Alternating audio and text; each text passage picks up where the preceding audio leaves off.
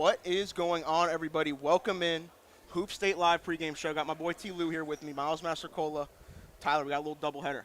Big time doubleheader. So, Victory Christian is about to take on Carmel Christian. The girls' game's in the fourth quarter right now. Victory leads 35-22 for those wondering. And then after that, we got the Burlington school taking on Liberty Heights. What catches your attention right away when you're thinking about these matchups? I think the first thing that catches my eye in the first game is definitely that Cade Tyson-Louis Duarte matchup. Yep. On the wing. Just two of the top 22 wings in the class. Mm-hmm. Cade Tyson just does everything out there that you want on your team. He's so fundamentally sound. He can absolutely shoot it.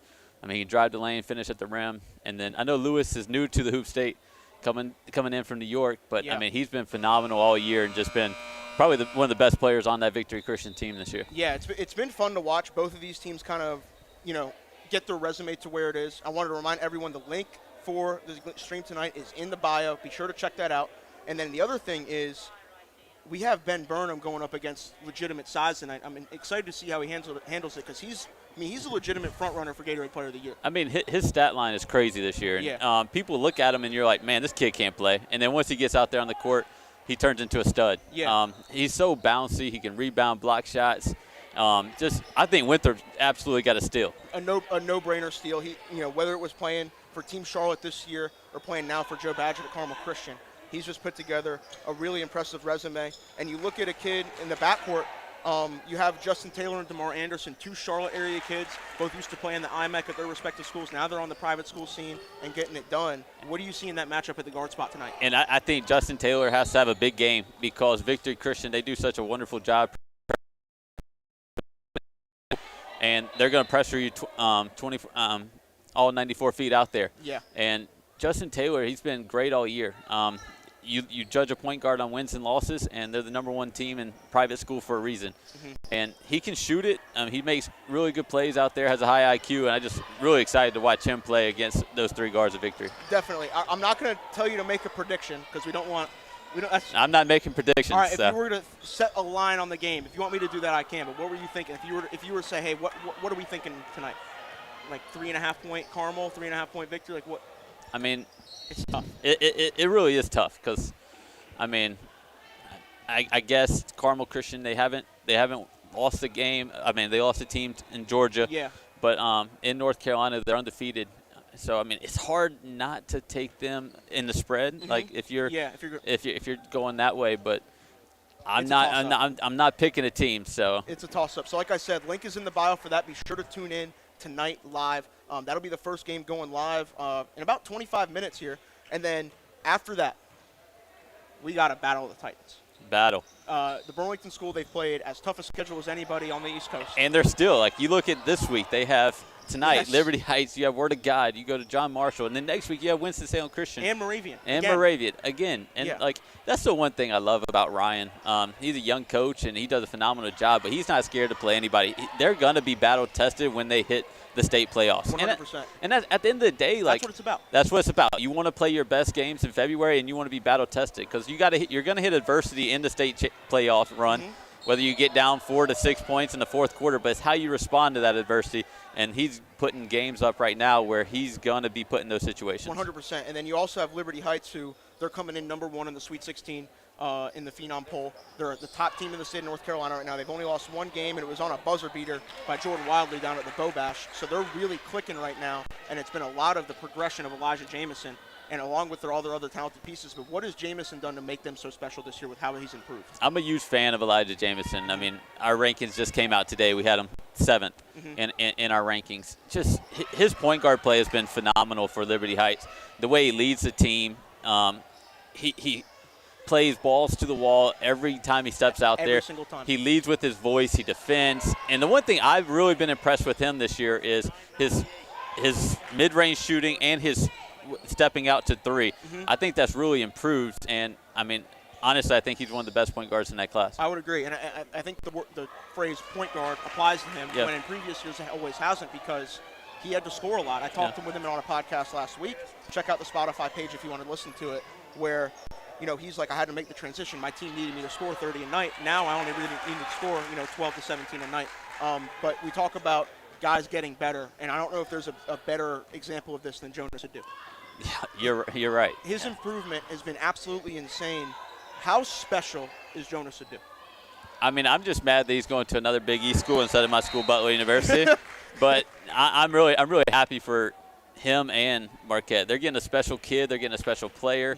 I think he's going to be an outstanding Big East player, and he's going to be one of the best players in the country. I'm not saying as a freshman, but like he just continues to keep getting better and better, and that's what makes that kid so special. I would agree. So yeah, be sure to check that out tonight. Link is in the description for the stream. Be sure to rock with us for the rest of the evening. And the other thing with that Liberty Heights team is, outside of their big two, really three with P.J. Edwards, and even four with Isaac, they have guys like T. Bryan and Jeremy Baker that make them so well-rounded. And it's kind of a clash of youth and experience because both teams have a lot of high-quality role guys, but the younger guys are there for TBS, and it's older for Liberty Heights. How do you see that kind of playing out? I mean, you always want to be older. Yes. And I think the key matchup in this game is, I think, how Kuel's going to play. Yes. And then also how P.J. Edwards and Isaac Farrar plays. Because, I mean, P.J. to me is one of the best two-way players in the state. The way he's going to defend the other team's best player. He's a 3-and-D with wiggle is what I like to call him. You're right. It's 100% right. And then Isaac is one of the most underrated players in the state. And I think this is a huge matchup for Kuel. Yes. He's going against our number one player in the state, that senior class. And this is his chance, that opportunity where, I mean, since he's decommitted from Howard, this is his time to really shine, to show everyone what level he's really going to be at. Yeah, you have this tonight. He's got the matchup with Jai Smith, who's another highly ranked front court prospect later this week. So big night for Kuel. I think since he's decommitted, he's probably played the best basketball of his career. And if he's active and doing the versatile things that he can do, it's great. But the Burlington school goes as Jamari Thomas does, and he's as consistent a guy as there is in the hoop state. No matter what you get from him, there's one thing that's going to guarantee he's going to be a dog. He's a dog, man. And that's what makes him so special. And I'm so happy that he's going to a CAA school. And I'm surprised that not a lot of people hopped on him earlier. Because, I mean, honestly, there's a lot of disrespect on his name because he should have been recruited at that level or even a little bit higher the whole process. 100%. And I'm just happy that everyone sees it now, and he started to pick up that thing, and he's really going to a school and a system that I think is going to fit perfect for his game. 100%. And we talk about these two games tonight, the broader impact of them, the fact that there are rankings implications from not only a team but an individual level, that there's a lot of stuff going on at stake here. How big of a night is this doubleheader in the grand landscape of the hoop state? I mean, I think it's as big as a night as any night so far. I mean, you have three of the top private school teams. I mean, you have two 2A teams that are playing with the Burlington School and Victory Christian tonight. And, I mean, these games matter with seeding and stuff like that, and it just gives you a chance to show you that even though these two teams are playing tonight, they're not playing against each other. They can easily play each other down the road in the state championship. Definitely. Going back kind of a little bit to the Carmel and Victory matchup, I want to talk about the Twins because I don't know if they get enough love as they should because they're not getting flashy stuff. I mean, they're above the rim guys, but they're not necessarily, 25 a night. But what they provide is really, really important. And you look at Carmel on that side, you have a guy like Glenn Bynum, who is another glue guy, nitty-gritty, does the little things. Shout out to him for just committing, too. Coker as well. There That's you go. a great get for them. How important is it for those guys to have big nights and big games like this? And I'm always going to say this, like in big games, you need every player to step up. Yeah. You got to take your game to another level, and that's just not the most talented player. That's everybody from one to how many players you have on your team. And those two twins at Victory Christian, I think they're ready for the challenge. And I think they're going to compete. That's what they do. They're electric in transition. They get a lot of steals. And then Glenn, I mean, he's the perfect glue guy that you want on your team. He defends. He's athletic. He can shoot it from the outside. I think he's going to have a big game for them to keep if they want to be in the winner's seat at the end of the game. I 100% agree. And then you look at the Burlington School as well, guys.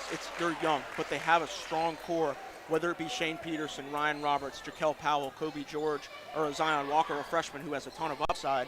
For young guys, the fact that they've played such a tough schedule already, how much do you think playing that schedule prepares them for a night like this?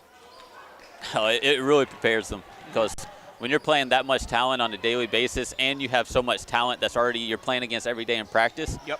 and you're going against those type of guys day in, day out, these games are going to come easier and easier for these guys because they're used to that moment. Absolutely. And you know, freshmen at the beginning or freshmen, sophomores, they just go out there and play.